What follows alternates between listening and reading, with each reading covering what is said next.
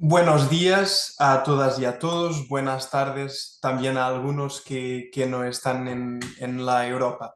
Yo soy Alessandre Santoseja, soy de Portugal, entonces para mí son 13 de la tarde, entonces no es tan mal así, pero para algunos yo sé que es muy temprano. Estamos aquí hoy para la presentación del panel de transformaciones en el Estado social, educación, renta básica, cuidados y tributación en perspectiva gestional. Y tenemos hasta ahora cuatro de las seis ponencias. La primera de Daniel Enrique Villarreal Reina, que nos va a hablar de creencias y resistencias en el cambio en la política de educación del bachillerato por especialidad al bachillerato general. Después la ponencia de Patricia, de programas sociales proselitistas y prospectivas para los cuidados a largo plazo. Después Lenin, que nos va a presentar lo que piensan los ecuatorianos, percepciones ciudadanas sobre el Estado, los subsidios y el modelo de desarrollo. Y por fin la ponencia de Lady Quevedo, que va a ser de cuándo formas siembras alianzas público-privadas para la confinación de proyectos de formación especializada en Colombia. Vamos a dar inicio y cada ponencia tiene 12 minutos, como tenemos dos ponencias a menos. Vale. También tenemos una nueva ponencia de... No, Paulina... No creo. Entonces, cada ponencia tiene la duración de 12 minutos y vamos a empezar con la ponencia de Daniel. Ok, pues me permito compartir pantalla.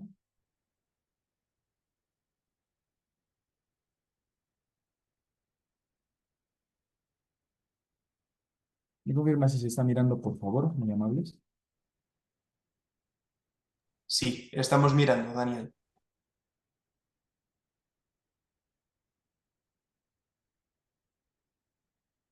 Perfecto. Empezamos. Muy buenos días por acá en territorio ecuatoriano. Buenas tardes en España. Eh, Soy candidato a magíster por la Universidad Politécnica Estatal del Carchi y agradecido por participar en este segundo Congreso Internacional de Estado Abierto y Gobernanza. El tema que se ha escogido para esta ponencia son las creencias y resistencias en el cambio de política de educación del bachillerato por especialidad al bachillerato general unificado en Ecuador, un tema de bastante relevancia, un evento que se suscitó en el año 2011 con la aprobación de una ley. Entonces, para ello, iniciaremos hablando sobre una introducción, una cronología de dicha reforma, el impacto del bachillerato general unificado dentro de los indicadores educativos, las tensiones y resistencias al cambio y obviamente unas conclusiones. Cabe resaltar que esta ponencia está dirigida sobre todo a las resistencias producidas por un cambio de política nacional, en este caso de un subsistema de política que bien lo menciona un marco analítico de las coaliciones promotoras planteado por Sabatier, en el que indicaremos las variantes que suceden dentro de un subsistema, como bien indicamos, que es el subsistema de educación. Entonces, partimos de que las creencias educativas se han mirado unas barreras invisibles, ¿no? Ante eh, de pronto el modelo de cambio curricular, las mallas académicas, que pueden generar cambios y tensiones sociales dentro del ámbito educativo. Entonces, las políticas de esta naturaleza prácticamente más allá de la educación media en esta zona del mundo, que es el bachillerato, pueden tener sus reformas, sus cambios, y estos cambios han condicionado el comportamiento de sus actores educativos. Sabemos que la comunidad educativa no solamente son estudiantes, sino que también son padres de familia, los docentes, gremios que no están organizados dentro de la institución, pero que sí conforman una amplia gama de factores que intervienen dentro del proceso de toma de decisiones. que es, en fin, pues lo que tiene que ver mucho con esta ponencia. Bien, la cronología básicamente de este nuevo modelo prácticamente de educación, no solamente es que cambió el bachillerato, sino que también cambió todo el sistema de educación. Hay que partir de la Constitución de 2008, con el expresidente Rafael Correa, quien reconoce dentro de sus artículos ese derecho a una educación de calidad, una educación inclusiva, también multicultural y que sea gratuita. Entonces, esa visión que tenía el expresidente del Ecuador para el año 2010 plantea una ley orgánica de educación intercultural, que la llama la LOEI. En ese momento, dentro de esa ley es que se cambia todo el modelo de educación y lo que nos afecta es el bachillerato. Entonces, se establece ahí dentro un currículo obligatorio, se plantea un bachillerato unificado. Antes se manejaba un bachillerato por especialidad, que eso tenía gran controversia. ¿Por qué? Porque se pensaba que la educación superior a lo mejor no era tan relevante como tener una profesión y dirigirse desde temprana edad hacia lo que iba a corresponder la vida o inmiscuirse dentro del mundo laboral. Entonces generaba tensiones. El lanzamiento del BGU se da en el 2011 cuando el Ministerio de Educación presenta este modelo oficial ya con una malla establecida donde estaban todas las asignaturas, nuevas asignaturas, un horario y pertinencia para cada una de las nuevas asignaturas. Y esto pues conllevaba gran tensión en esos actores educativos. Ya para la aplicación de este bachillerato general unificado, inicia prácticamente desde la capacitación docente y se implementa un nuevo enfoque. Esto básicamente como una cronología básica de lo que se planteó en el año 2011. Cabe resaltar que esas tensiones se generaron de hay que hablar un poco de las cifras, ¿no? Que son importantes, sobre todo porque hablamos de que de un documento de estadística educativa del volumen 3 del Estado ecuatoriano, como lo miramos en la pantalla, son unos datos abiertos, ¿no? Y este es publicado en el portal oficial del INEC, que es el Instituto Nacional de Estadísticas y Censos, y se puede evidenciar tal como lo miramos en la lámina, que con la implementación del BGO en el año 2011, la tasa de promoción de estudiantes al próximo nivel de estudios disminuyó, pasando de un 92,78% hasta un 92,59%. Parece que no fuera mucho, ¿no? Pero en grandes masas sí se mira esta promoción en bastante escala. Entonces también miramos también que existe una reducción del 0,29% en comparación con el antiguo modelo de bachillerato. Entonces, la tasa de no promoción también sufre una disminución del 0,90% y una tasa de abandono de los estudios que se ve afectada en un incremento, claramente, o sea, se incrementa la tasa de abandono escolar en un 0,90%, teniendo en cuenta que un 4,71% de ese bachillerato por especialidad se miró aumentar esa deserción escolar llamada en esta zona del mundo a 5,61%. Esto con la adopción del nuevo bachillerato. Entonces, esto es sacado obviamente del equipo técnico del Ministerio de Educación del año 2022. Sus cifras, si bien es cierto, no son actuales, pero sí es un balance actual de lo que sucedió en el año 2011. Es decir, se ha tomado en cuenta lo que dice Sabatier también dentro de su portal, que deben pasar aproximadamente 10 años desde su aplicación a una reforma educativa. Ahora bien, dentro de la reforma de la norma y la creencia, pues prácticamente este currículo que se ha impuesto no fue negociado, es decir, para tomar una decisión no se tomó consenso de aplicación, entonces fue más bien recibida, como bien lo dice la lámina en la primera parte de la sección izquierda, es una decisión autoritaria, característica principal del régimen de ese momento. También la desconfianza hacia los nuevos contenidos. Lo que pasa es que los maestros no estaban en condiciones de opinar, en este caso, sino que más bien de ejecutar lo que estaba dispuesto por el Ministerio de Educación. Entonces genera dudas desde un inicio. También la especialización académica, si bien es cierto, se buscaba mejorar la educación, fue mirado en su inicio como una pérdida del aparataje profesional, ¿no? Entonces, entre estudiantes y docentes. Además, un punto fundamental es que la falta de consenso sobre este nuevo perfil del nuevo bachiller, los padres, los docentes, los estudiantes no compartían esa visión clara sobre los objetivos que tenía el nuevo bachiller. Entonces, esto iba a generar tensión. Ahora, las creencias. ¿Qué papel juegan las creencias? Según, como lo decía Sabatier y Weibel en el año 1987, planteaba que se puede generar tensiones y él lo denomina coaliciones. Y estas coaliciones son motivadas por creencias.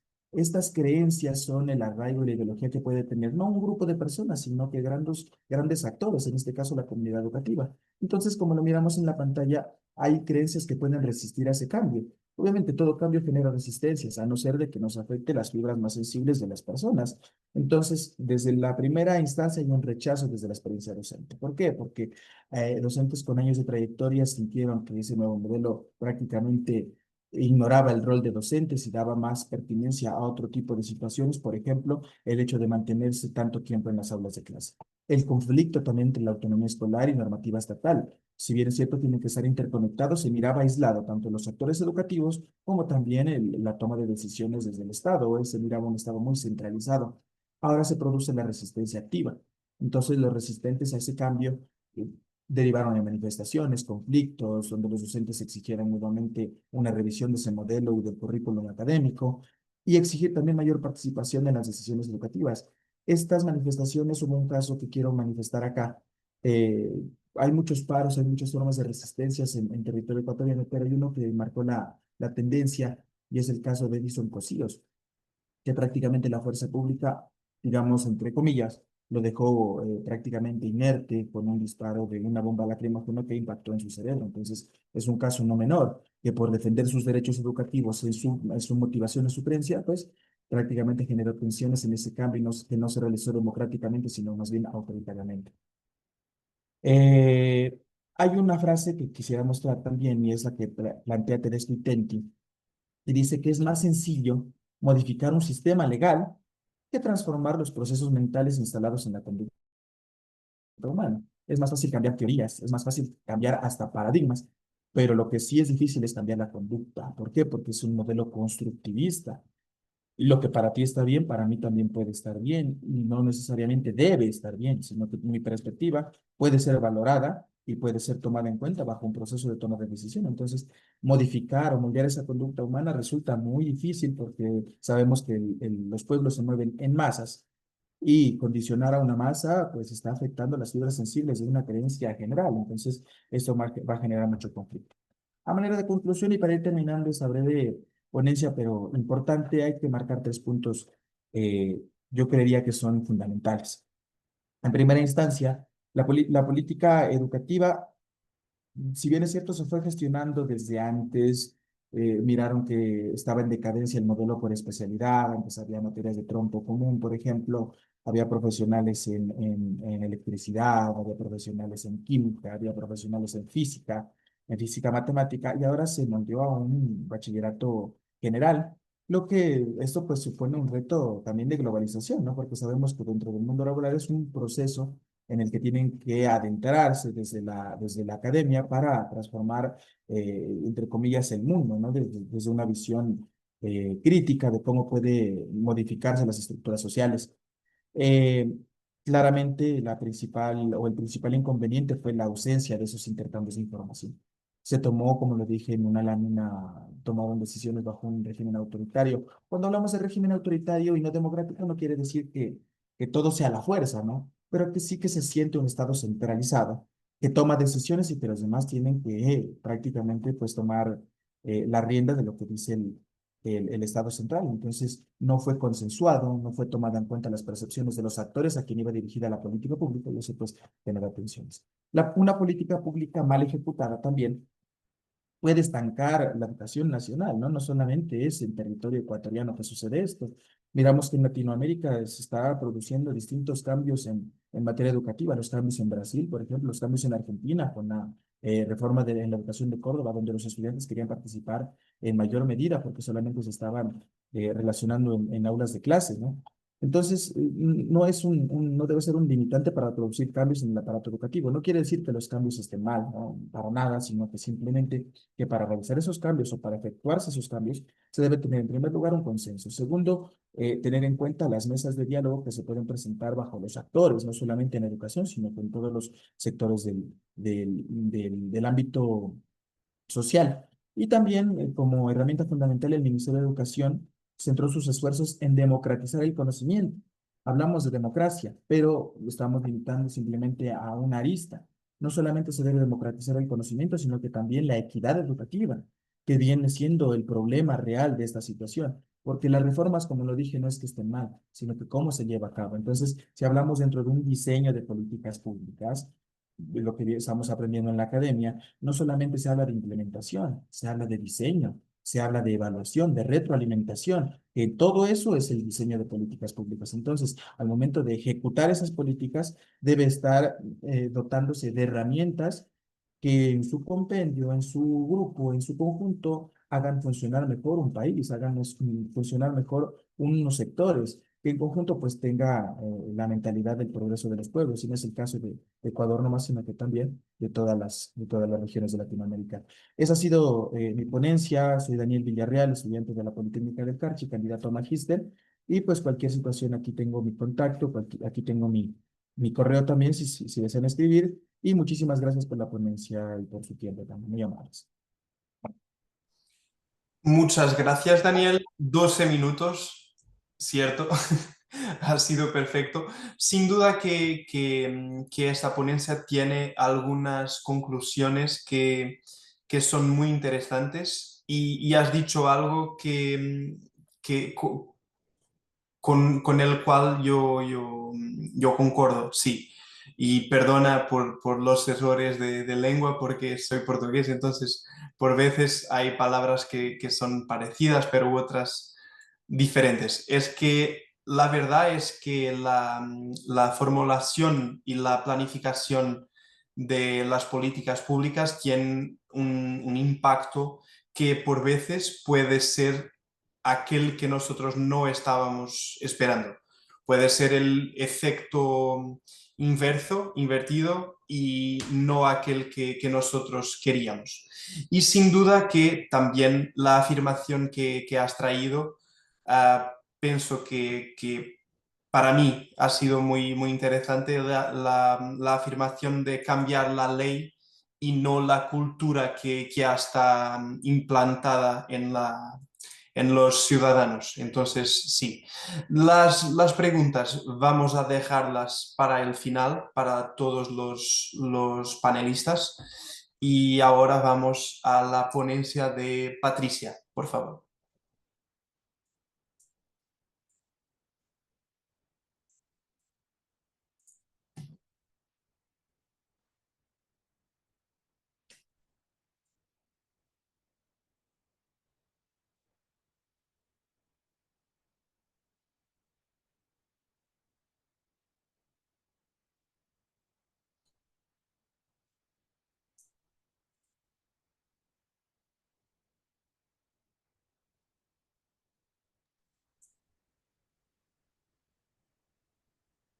Patricia, Sí, ¿se logra ver mi presentación?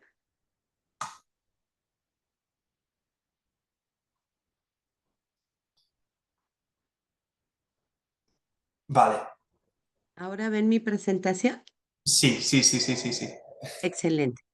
¿Puedes, Bueno, pues, puedes ponerla en el modo presentación? ¿Y ahora? ajá, ya le di, pero no la veo al frente. Sí, sí, nosotros vemos la Sí, presentación. perfecto. Ok, entonces vamos a iniciar. Bueno, pues qué gusto, soy Patricia González López. En esta mañana que comparto con mis colegas de diferentes países, es un honor estar aquí y bueno, agradecer a las personas moderadoras y organizadoras de este congreso. Bueno, esta ponencia denominada Programas Sociales Proselitistas contra Prospectivas para los Cuidados a Largo Plazo tiene por finalidad analizar los resultados de estos programas que se han operado en nuestro país. Y bueno, tienen un enfoque con información del INEGI y con información de lo que es la CEPAL. Bueno, entonces estaríamos empezando por algunos planteamientos, que es la reducción en la pobreza, porque los programas sociales son proselitistas, estaríamos mirando el impacto en la desigualdad y la trampa para el desarrollo, así como las capacidades top. Y bueno, con el primero, ¿verdad? Estaríamos analizando que en el 2008 contábamos con 12.3 millones de mexicanos. En 2025 hay 7 millones, lo que representa la reducción del 5.3%. Y entonces aquí la pregunta es si es por la transferencia de los programas sociales y vemos en el gráfico cómo nos demuestra los resultados que se pueden obtener con transferencias o sin transferencias. Entonces miramos en el primero para el 2022 y 2024 cómo las transferencias, ¿verdad? Arrojan estos 7 millones de personas en reducción de la pobreza en México. Y bueno, dentro de estos indicadores de la pobreza, porque bueno, estaríamos también planteando, ¿verdad? Estos cuestionamientos si es por estos programas sociales y cómo se mide. Y entonces tenemos algunos indicadores de la pobreza multidimensional que abarca un periodo del 2016 al 2024 y vemos cómo esta pobreza multidimensional se reduce del 43.2% al 29.6%, equivalentes a 52.2 y 38.5 millones de personas respectivamente, que tienen un ingreso insuficiente para satisfacer sus necesidades alimentarias y no alimentarias, y que además presentan al menos una carencia social, 3 de cada 10 personas que están en esta situación. Y bueno, en la pobreza extrema tenemos una reducción de 7.2% al 7.1%, que equivalen al 8.7 y 7 millones de personas respectivamente. Entonces, esto nos arroja que 6 de cada 10 personas en situación de pobreza extrema provienen de un hogar en el que no cuentan con ningún programa social. También miramos que las personas menos pobres reciben más programas sociales que las que se encuentran en pobreza extrema. La población no pobre incrementa sus ingresos con los programas sociales porque además de los diferentes ingresos que tienen, reciben estos programas sociales. Y entonces se hacen más grandes y entonces todo pasa a ser proporcional. Y bueno, dentro de los indicadores que decíamos con qué se miden, ¿verdad? Es precisamente, se miden con algunos indicadores, que es el rezago educativo, la carencia por acceso a los servicios de salud, la carencia por acceso a la seguridad social, la carencia por calidad y espacios de la vivienda, la carencia por acceso a los servicios básicos y a la vivienda, y la carencia por acceso a las alternativas nutritivas y de calidad. Entonces, encontramos aquí los resultados, ¿verdad? Que donde tenemos mayor carencias es precisamente en lo que es la salud, porque en vez de reducir, estamos incrementando del 2016 del 18.8 millones de personas, estamos incrementando al 2024 a 44.5 millones de personas. Y entonces esta parte también se mira en lo que es el acceso a la seguridad social y en el rezago educativo, que si bien es cierto, se han tenido avances mínimos, no lo suficientes para poder decir que estamos avanzando. Y entonces, ¿por qué los programas sociales son proselitistas? Y entonces encontramos que no hay avances estructurales, hay un desequilibrio en la asignación del presupuesto de egresos de la Federación, porque después de 1.130.000.000, 113 millones de pesos dirigidos a 69 programas en este 2024, representa que 12 pesos de cada 100 se asigna a los programas sociales. Y entonces esto permitió un recorte a la salud y otros rubros. El presupuesto se incrementó del 44.6% del sexenio, ¿verdad? 2012-2018 y el 13.7% del sexenio 2018-2024, ¿verdad? Lo que hace una baja capacidad institucional. Entonces, este desequilibrio descobija otros aspectos tan importantes como es la salud y que se está mirando, ¿verdad? En esta carencia, en ese indicador de salud. Los programas sociales son universales. De esos 69 programas, existen 8 que son prioritarios y de esos 8, solamente 2 son focalizados. El crecimiento de la deuda pública ha tenido un incremento importante del 7.19 billones de pesos en poco más de 6 años. Esta situación es altamente preocupante para nuestro país y bueno, dentro de esta medición no se consideran lo que son las remesas en los ingresos. En el 2024 se recibieron remesas por 64.745 millones de dólares. Se excluye también a la población en situación de calle, en donde se les vulneran totalmente sus derechos. Se estima, porque no se tiene una cantidad exacta de esta población, que existen 5.700 personas quienes por sus condiciones no reciben ningún programa social. Es decir, no cuentan con credencial de lector, no cuentan con CURP y cosas de este tipo. Y entonces la población vulnerable por carencias sociales, que decíamos ya, ¿verdad? En este incremento, bueno, se enmarca todavía más. La inflación y la canasta alimentaria, por un lado, tenemos que es cierto, se ha incrementado el salario mínimo de manera importante, pero aún con todo y eso es insuficiente debido a la inflación que también tenemos tanto mensual como anual. Eh, el incremento del salario mínimo precisamente y de manera diaria ha sido un avance importante, ¿verdad? Y la reducción de los índices de la pobreza se debe en parte a la contribución de mejora de los ingresos salariales de las personas en situación de pobreza extrema, moderada y moderada. Y bueno, tenemos aquí en esta línea del tiempo cómo ha ido avanzando, ha ido incrementando este salario mínimo que mucho ha aportado para que estos resultados cambien. Es decir, los programas contribuyen, pero no son determinantes. Ahorita en el 2025 tenemos que se está proporcionando 278.80 pesos a cada persona y esto representa un incremento del 12% con respecto al 2024.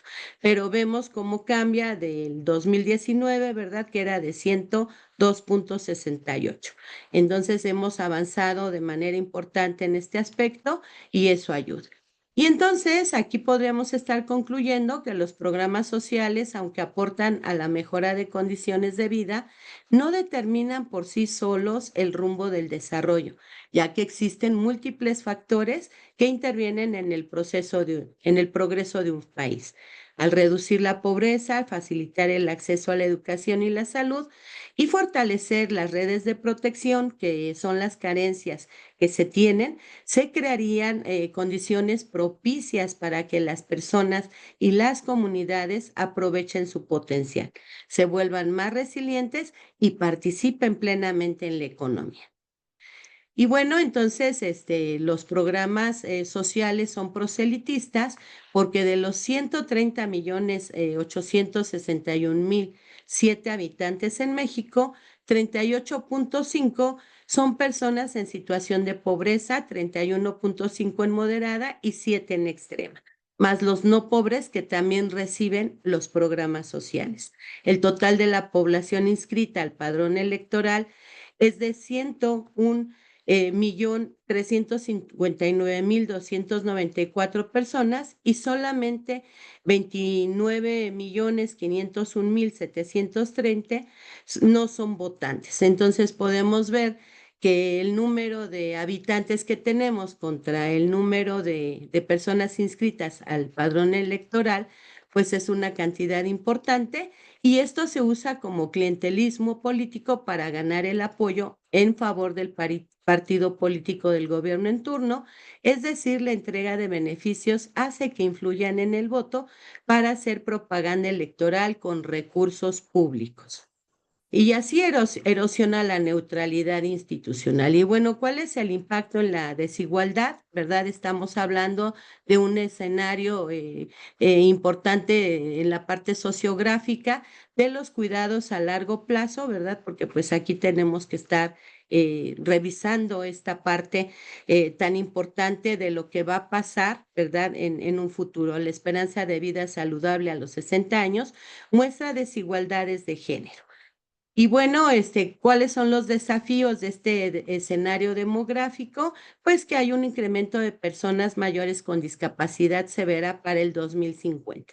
Y esta parte es la que se debe de atender. El impacto, ¿verdad? Radica en la desigualdad social, en la desigualdad de género.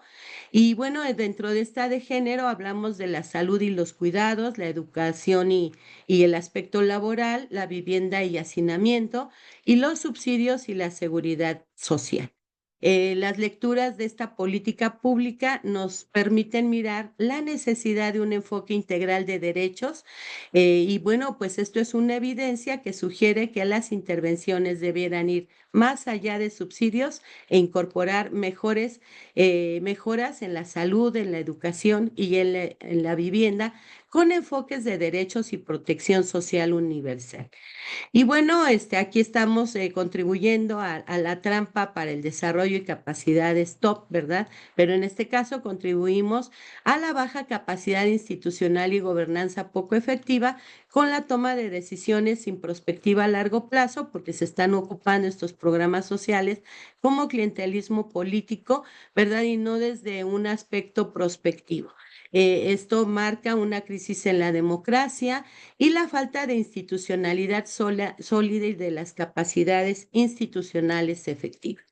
Entonces, ¿qué es lo que debiéramos de hacer? Pues implementar, ¿verdad? Políticas y acciones en torno a implementar sistemas integrables y sostenibles de atención a la vejez, ampliar licencias de paternidad, promover la equidad de género, garantizar el acceso universal a servicios de rehabilitación y cuidados paliativos. Y entonces, en las capacidades top, que es la forma en la que sí podríamos conseguir estos resultados, ¿verdad? Para anticipar el futuro de los distintos escenarios con perspectivas a largo plazo, la toma de decisiones informadas y responsables, el enfoque con visión, ya lo dijimos, a largo plazo, la participación y diálogo social.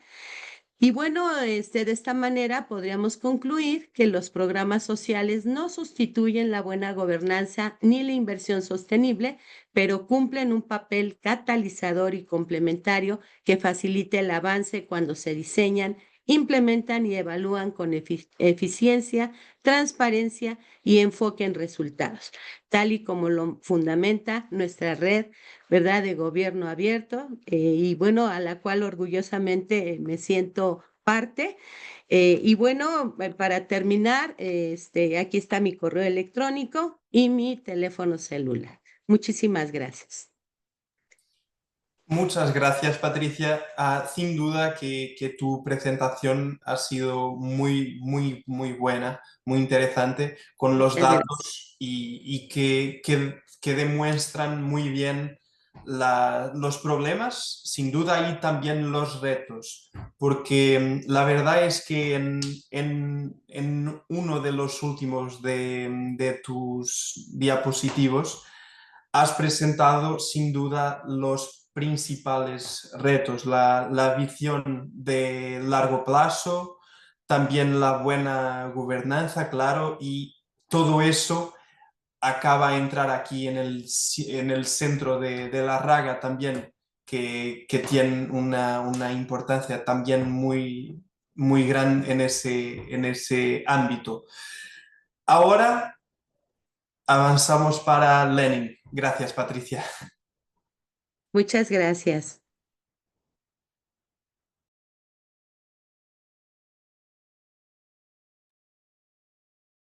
¿Listo? Sí, ya estamos a ver, pero no estás en el modo presentación aún. Ah, ahora sí, sí. Perfecto. Bueno, buenos días, buenas tardes, según donde estemos. Muchas gracias a los organizadores de este segundo Congreso Internacional de Estado Abierto y Gobernanza. Muchas gracias, Alexander, por la coordinación de esta mesa. Lo que piensan los ecuatorianos, percepciones ciudadanas sobre el Estado, los subsidios y el modelo de desarrollo. Este es un estudio cualitativo preparado el año 2022 basado en 40 entrevistas en profundidad. Nos organizamos en 4 láminas: diseño, metodología, resultados y conclusiones. En este punto, agradecer a Santa Mora y Asociados por facilitar los datos para la preparación de esta ponencia. Traemos un primer análisis de carácter exploratorio descriptivo, que busca identificar los principales puntos de consenso y de debate entre los ecuatorianos en torno al tema del rol del Estado y el modelo de desarrollo. Cuando haces una investigación cualitativa, no necesitas un tamaño de muestra, pero sí un diseño, de tal manera que represente la estructura demográfica y socioeconómica de la población y que tenga una distribución geográfica para asegurar representación adecuada por todo el país. Como podemos ver, esta investigación se hizo en la mayoría de provincias del país, en todas sus regiones naturales y, como dije, respetando porcentaje de hombres y mujeres, porcentaje de población afro, indígena, etc. Sobre la metodología, usamos Strauss y Corbin de la década del 60 del siglo anterior.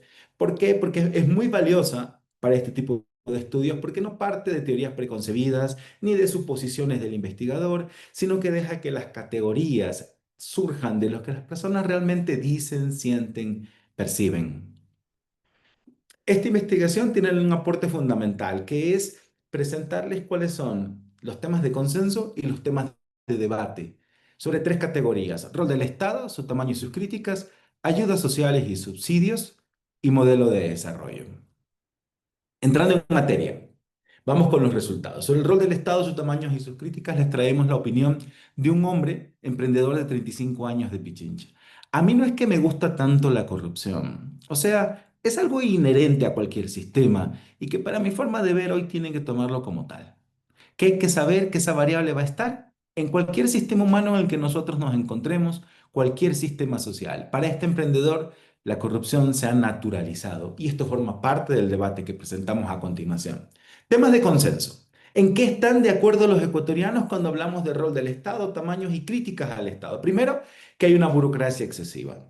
Los ecuatorianos piensan que el Estado es obeso y centran sus preocupaciones en una asamblea o congreso, ¿sí? Y el número de diputados o asambleístas, que debería ser menor, por lo menos la mitad, te dicen siempre, alrededor de 70. Son los números que la gente piensa: 2 por provincia, 2 por unidad geográfica. Es decir, la gente no quiere más, quiere menos. Y ministerios, que son concebidos, o secretarías, que son concebidos como cuotas de poder. También los ecuatorianos están de acuerdo en que existe una corrupción sistémica y crónica, que ha sido calificada o es calificada por ellos como una plaga o un cáncer, que el costo de esta corrupción no es solo monetario, sino que se percibe en desmoralización, tristeza y vergüenza. También que, por supuesto, esta corrupción no es exclusiva del sector público y abarca todas las dimensiones de la sociedad, y finalmente hay un consenso entre los ecuatorianos en que la justicia y los órganos de control no actúan con suficiente celeridad. ¿Y cuáles son los debates? Por ejemplo, están quienes opinan que existe una burocracia excesiva versus quienes opinan que existen empleados esenciales, como los médicos, maestros, policías y otros que se dedican al fortalecimiento del ejercicio de los derechos. Otro debate son quienes piensan que reducir el tamaño del Estado es una medida de austeridad y eficiencia, versus quienes piensan que esta es una estrategia de desprestigio para limitar la capacidad de control del Estado. Por otro lado, hay un debate sobre el origen de la corrupción. Cuando conversamos con los entrevistados nos decían, es que es posible que esto sea un tema de un líder. Llega al poder y se convierte en un ladrón de alto nivel y corrompe las demás estructuras. Hay quienes te decían, no, son los círculos de confianza, los asesores, que hacen conducir al error al líder. Y hay quienes piensan que esto es un problema cultural. También hay quienes justifican la idea de roba pero hace obras, y hay quienes la rechazan por considerarla incompatible con cualquier noción de ética pública. En ayudas sociales y subsidios, nos vamos a centrar en dos temas. Primero, transferencias monetarias, o lo que en Ecuador es conocido como el bono de desarrollo humano, y también en el tema de combustibles y gasolinas en la siguiente lámina. En esta primera lámina les traemos la opinión de un líder de opinión de 62 años de Pichincha. Que el gobierno entregue ayuda seguramente es indispensable para la sobrevivencia de la gente. Pero si estas ayudas no están acompañadas con una política, una clara política de desarrollo de capacidades mediante la generación de oportunidades, no se están atendiendo los problemas de fondo del país. Y esta opinión de este líder de opinión ya va reflejando cuál va a ser el debate aquí. Porque aquí se trata de si el Estado debe o no debe intervenir en la redistribución del ingreso en un país. Entremos a los temas de consenso. Primero, los ecuatorianos están de acuerdo, existe un amplio consenso en que los bonos deben ser focalizados, puesto que no llegan a buen destino. Las transferencias monetarias no llegan a las personas más pobres exclusivamente. También hay un consenso entre los ecuatorianos en que sí está bien entregarlos a las personas en situación de vulnerabilidad, adultos mayores, personas con discapacidad, personas en pobreza extrema. También que si se quiere combatir realmente el problema de fondo, lo que se necesita es generar empleo y oportunidades de trabajo, porque los ecuatorianos quieren salir adelante por mérito propio. Y también entre los ecuatorianos hay una crítica clara hacia las transferencias monetarias, hacia los bonos y las ayudas por clientelismo, porque hay la opinión de que son un instrumento demagógico y clientelar. Ahora sí, ¿cuál es el debate? Las transferencias son necesarias, dicen unos, en tiempos de crisis, y otros piensan que lo regalado no produce desarrollo y el bono hace a la gente vaga. Otro debate, el alto costo social de eliminar los subsidios, y que no es buena idea porque hay que proteger a la gente pobre, versus lo que dicen que, los que piensan que es mejor enseñar a pescar. Y otro debate es que la ayuda debe ser temporal, mientras que hay otros que piensan que si se da esta ayuda, lo que debería estar es atada a corresponsabilidades y a un control estricto. Pasemos al tema de los subsidios a las gasolinas y al gas. Acá les traemos la opinión de un hombre, un líder sindical de 50 años de Esmeraldas. Él es un afro. El tema de los subsidios es un tema que deben revisarse, porque en las condiciones del país, en las medidas de las posibilidades, de manera gradual, lógicamente, no de la forma como lo han hecho últimamente, sino de manera gradual, que así lo vamos entendiendo los ecuatorianos. Esta opinión también refleja en parte, ¿sí? La rescatamos del conjunto de entrevistados, porque refleja en parte que los ecuatorianos no estamos en desacuerdo con muchos cambios, sino que hay formas que no han sido las más adecuadas. Vamos a entrar en algunos de esos temas. ¿Cuáles son los temas de consenso sobre la gasolina y el gas? Primero, que los subsidios a los combustibles deben ser focalizados. Esto es un consenso. No eliminados, focalizados. Que la eliminación de subsidios, si se da, debe ser gradual, ¿sí? Y acompañada de la generación de oportunidades para que la gente pueda ir asumiendo el el impacto en los precios. Que va a haber, ¿sí? Los ecuatorianos tienen un consenso en que habría un impacto en la subida de precios y ya lo están viendo. Esta investigación, como dije, tiene 3 años, fue hecha hace 3 años, pero hoy lo están viendo los ecuatorianos. La subida de los combustibles tiene un impacto en el costo del transporte y un impacto en los productos agrícolas, en el precio de esos productos. Y finalmente, hay un último consenso sobre esto. El subsidio al gas se lo considera como el más defendible, mientras que el subsidio a la gasolina y otros es mejor que paguen más los que más pueden.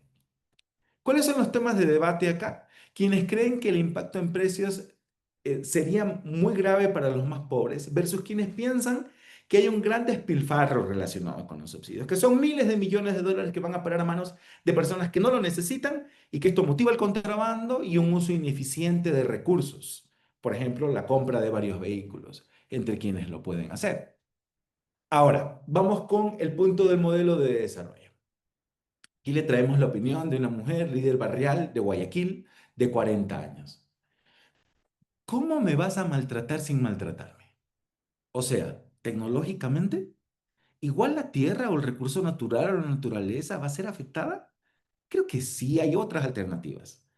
Optaríamos mejor por las otras alternativas y sacaríamos lo necesario, porque son necesarios, pero no para lucrar de una manera tan dañando a la naturaleza.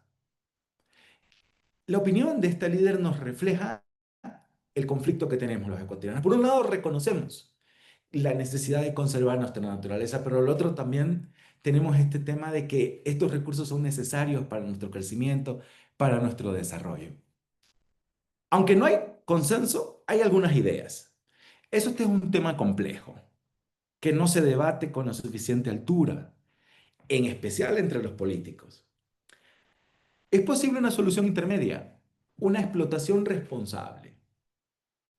Y hay una crítica implícita, el para qué de la explotación, porque no hay confianza sobre lo que va a ocurrir a continuación con el uso de esos recursos, no hay confianza en los gobiernos. En este modelo de desarrollo sobre el Estado, los ecuatorianos tienen un consenso. El Estado debería enfocarse en generar conocimiento, planificar, regular y controlar, así como en garantizar derechos fundamentales como la salud, la educación y la protección social.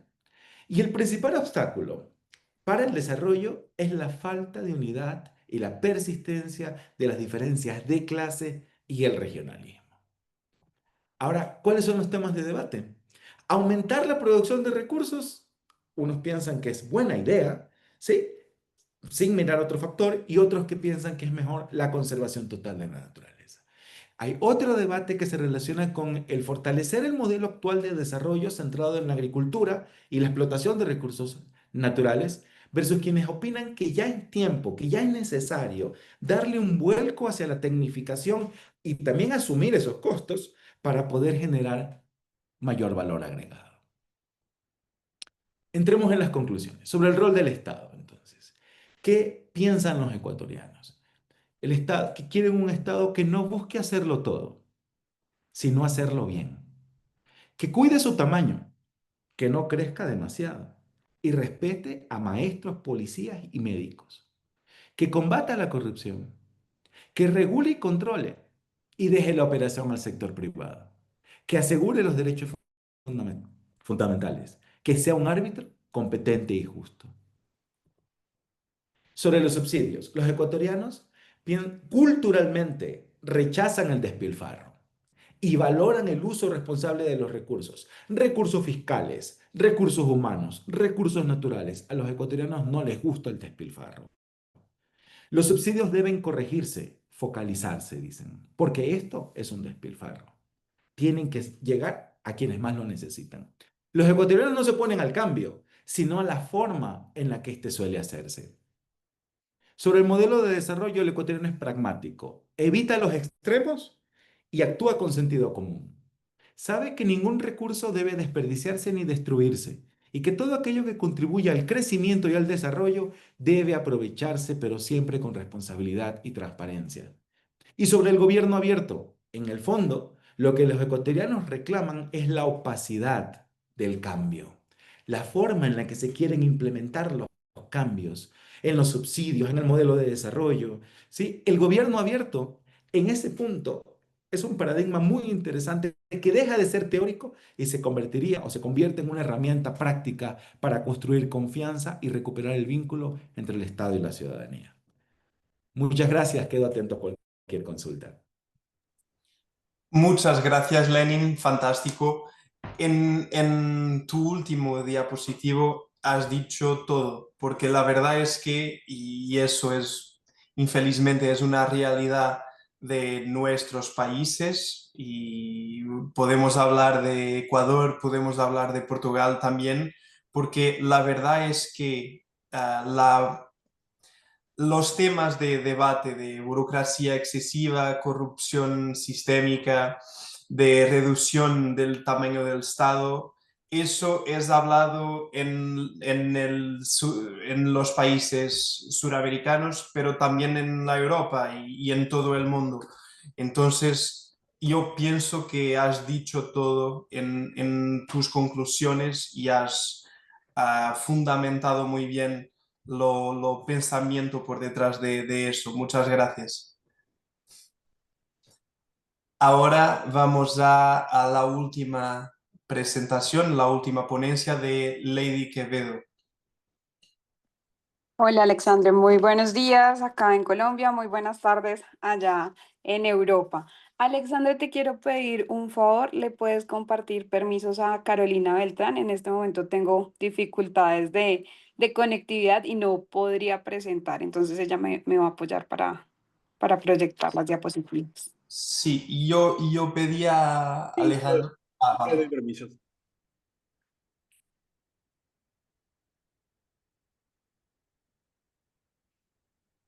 Vale, muchísimas gracias.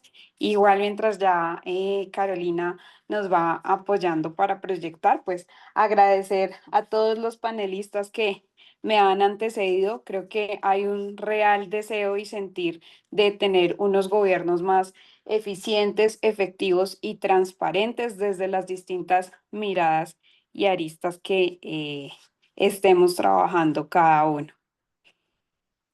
Entonces, un gusto, me presento, mi nombre es Lady Quevedo, actualmente trabajo en una entidad aquí en Colombia, una entidad pública que se llama el Servicio Nacional de Aprendizaje SENA. También aprovechar y agradecer a mi compañera Carolina Beltrán que me ha estado apoyando con toda esta participación que estamos teniendo el día de hoy y obviamente a los organizadores del evento. Entonces, entrando en materia, el día de hoy queremos compartir con todos ustedes una estrategia o un programa que lideramos desde el SENA, donde hemos entendido que trabajar de la mano en conjunto entre el sector privado y el sector público es clave para generar impacto desde cada uno de los países. Por eso aquí traemos nuestra presentación cuando formas, siembras, porque sabemos que también cuando generamos conocimiento, y lo decía hace un momento Daniel en su presentación, el tema de democratizar el conocimiento, de poder llevar, de poder generar capacidades y competencias en todas las personas, nos va a permitir tener un país, una sociedad mucho más empoderada y encaminada al desarrollo. Entonces, aquí también ya un poco cómo va a ser esta ruta dentro de la presentación, pues es contarles quiénes somos, qué hacemos, todo el desarrollo y avance que traemos de cara a las alianzas público-privadas como el eje para el cierre de brechas de capital humano, los impactos sociales y económicos que hemos tenido con la formación a la medida y algunos consejos o tips para replicar esta experiencia. Muy importante contarles que el SENA es una entidad que llega a todo el territorio colombiano, que tiene más de 68 años de experiencia e historia, que es una de las entidades más querida por los colombianos, donde trabajamos más de 38.000 personas, es decir, somos una entidad bastante grande y que dentro de este universo de compañeros, hay un área, un grupo que se denomina Gestión para la Productividad y la Competitividad. Y nosotros tenemos una misionalidad muy grande que va alineada con la del SENA, que es la de formar, generar competencias, habilidades, que esto a su vez se va a ver traducido en las empresas, a sectores donde trabajan las personas, porque contar con talento humano cualificado pues impacta directamente en la productividad y competitividad de las empresas y del sector productivo a nivel general. Entonces, nosotros desde este grupo promovemos el cierre de brechas de capital humano, todo en aras de, como lo mencionaba hace un momento, poder impulsar la productividad y la competitividad. ¿Y cómo lo hacemos? Esto no lo hacemos nosotros solos.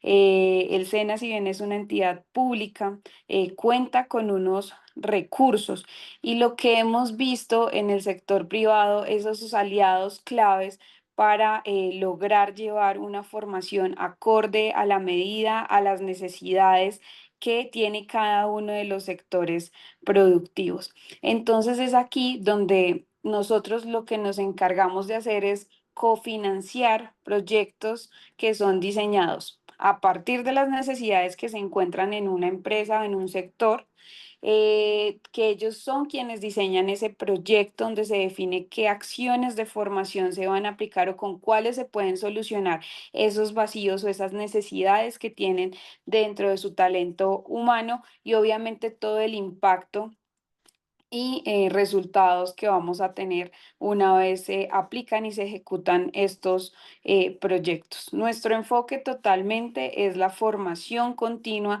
la formación a lo largo de la vida. Sabemos que el conocimiento y las dinámicas mundiales cambian constantemente, es decir, que cada uno de nosotros requiere una constante actualización de conocimiento cuando en un sector llega una nueva tecnología que nos demanda hacer las cosas de otras formas, pues esto requiere que nos capacitemos y nos entrenemos para ello. Si quieres, sigue, Caro, porfa. Gracias. Contarles, aquí traemos información de los últimos 3 años, aunque es importante mencionar que este programa Formación Continua Especializada tiene más de 25 años de trayectoria, pero pues aquí solamente los datos de los últimos 3 años, donde hemos contado con más de 155 aliados, es decir, empresas, gremios, asociaciones que han diseñado esos proyectos, que han decidido trabajar de la mano con nosotros y hacer esta financiación de esos proyectos que nos permite llevar conocimiento a todo el territorio nacional.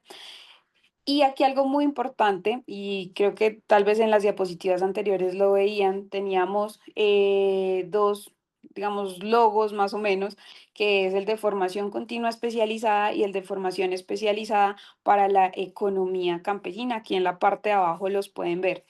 Porque si bien nuestro programa tradicional o más empoderado lleva 25 años, también desde el año pasado identificamos que era muy importante empezar a trabajar de la mano con los campesinos y campesinas del país.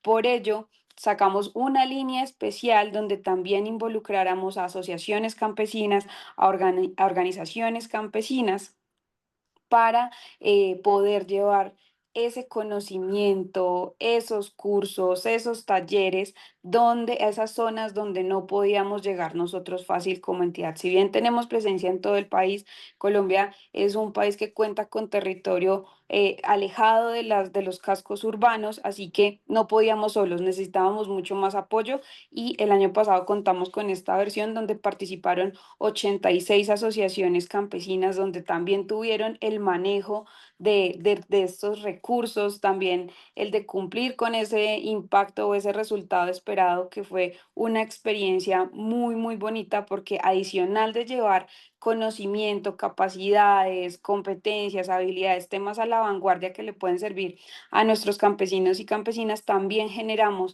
esa habilidad en cuanto al manejo de recursos. Entonces creo que esos son aspectos que hemos ido logrando desde este programa de formación continua especializada y en ese caso para la economía campesina. A lo largo de estos 3 años hemos implementado más de 1.260 acciones de formación.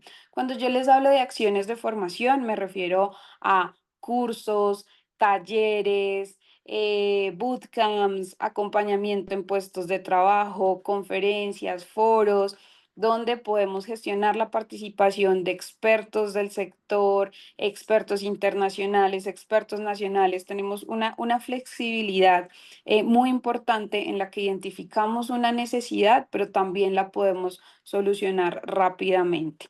Aquí van a encontrar también algunos datos importantes: cuántos proyectos hemos cofinanciado en los últimos 3 años, cuántas acciones de formación hemos desarrollado desde cada una de esas convocatorias. Muy importante, y aquí ya que encontramos la palabra convocatoria, y es el tema de que se construye, es un proceso muy riguroso, pero que también se busca que sea muy claro y amigable, que sea entendible para quienes desean participar de esta convocatoria, que lo socializamos y lo divulgamos. Como siempre, los esfuerzos de divulgar y contar algo no son fáciles, pero estamos en constante trabajo para que todo el mundo se entere, para que todo el mundo pueda acceder, pueda participar. Y adicional de eso, también parte del enfoque que tenemos dentro de nuestro proceso es la transparencia. Aquí en Colombia existe una plataforma transaccional donde se llevan o se radican todas las compras que genera el Estado y también los convenios de cooperación que son firmados entre entidades públicas y entidades privadas. Entonces, todo este proceso nace desde su convocatoria en esta plataforma, es decir, está a disposición de quien lo quiera conocer.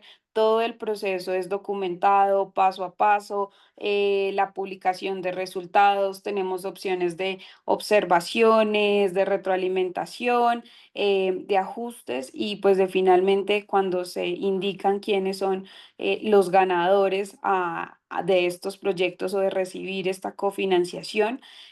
Yo hablo desde la cofinanciación, que es el aporte que hacemos desde el SENA, pero decirles que obviamente también estos aliados que provienen del sector productivo, en el caso también cuando trabajamos con campesinos, ellos también hacen su aporte, bien sea en especie, bien sea en recursos y pues así es como hemos logrado estos resultados a lo largo de los años.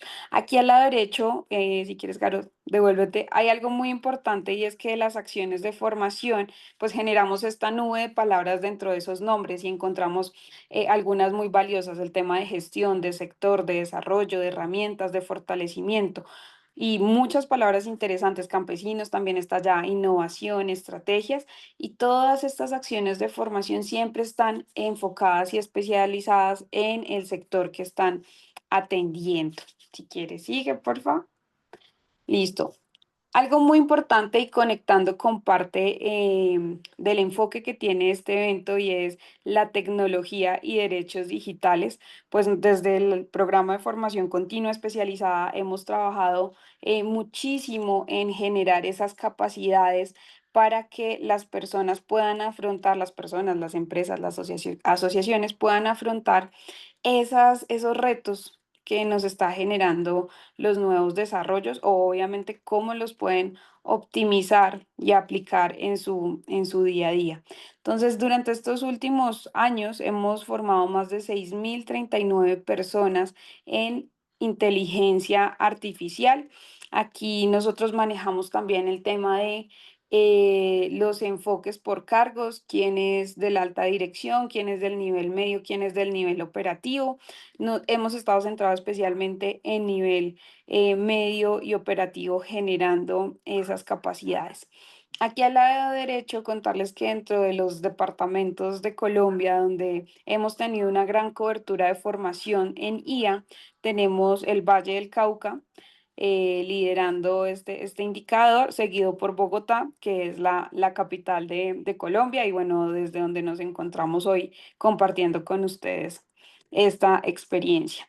Entonces, todo esto para decirles que es posible trabajar de la mano con el sector privado, con el sector productivo, para que partiendo desde nuestro propósito principal, que es llevar formación, conocimiento a todo el territorio y a todos quienes lo necesitan, se puede lograr. Claro que sí, siempre también con unos principios claros cuando hablamos de recursos públicos, es esa rigurosidad, esa transparencia en los procesos. Cuando hacemos, ¿qué nos pasa? Sacamos una convocatoria y hay muchos quienes quieren participar, no nos alcanzan los recursos para todos.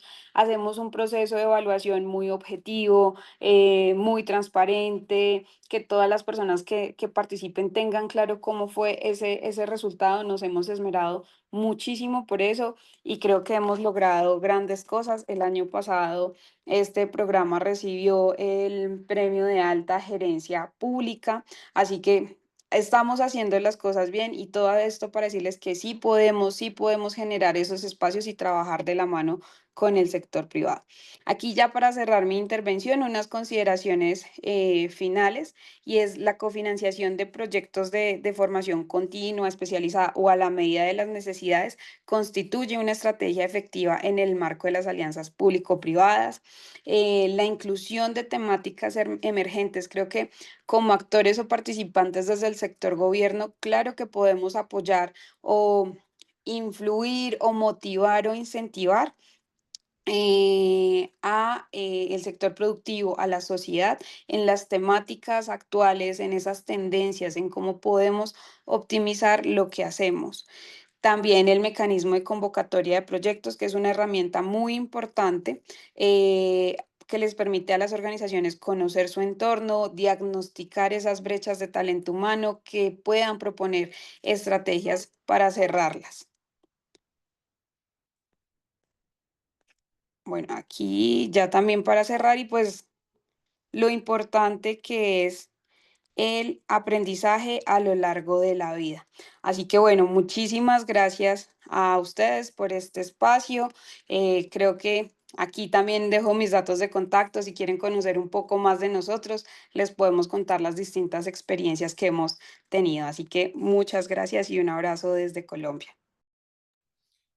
Muchas gracias, Lady. Ha sido muy interesante tu ponencia, pero para tenermos espacio para una pregunta, porque tenemos los últimos 5 minutos, yo voy a abrir el espacio para una, dos preguntas para los ponentes.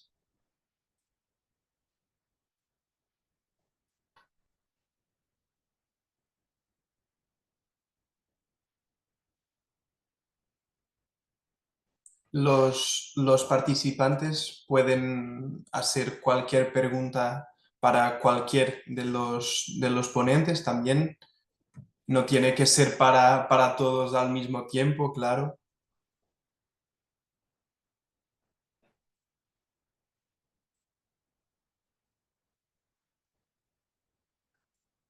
Vale, tenemos Karen Castro para hacer una pregunta.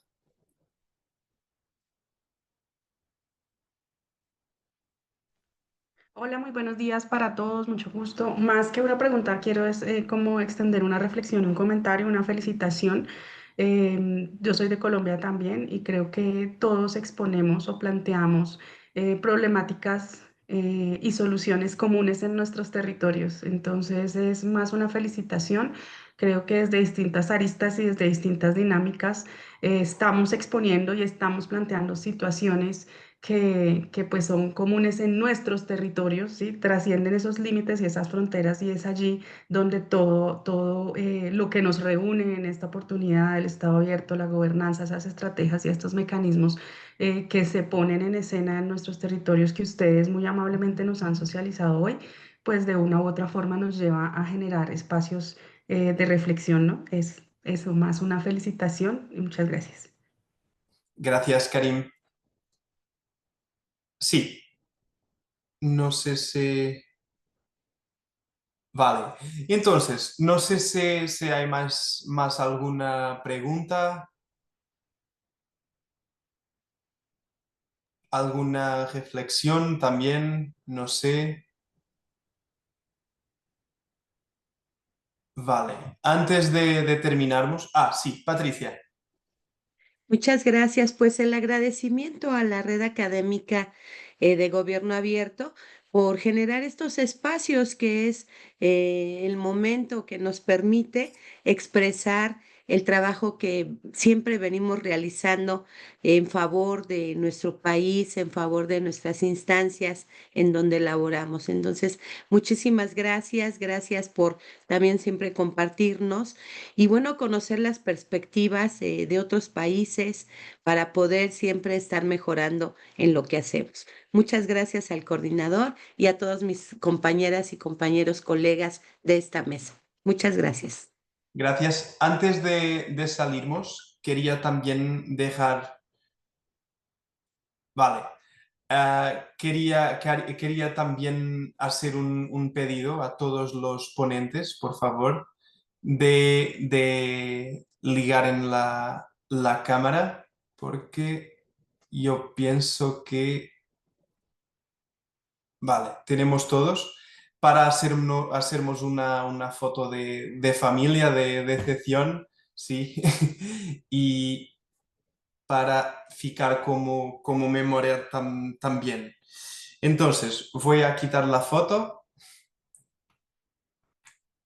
Gracias, ya está. Quería también agradecer a todos y felicitar toda la organización de este segundo congreso por otra edición exitosa y felicitar a todos los ponentes por los trabajos de gran valor y por el contributo muy enriquecedor que nos han traído y nos han ayudado a aprender las experiencias de nuestros países vecinos también. Muchas gracias a todos y a todas y hasta la próxima sesión. Gracias.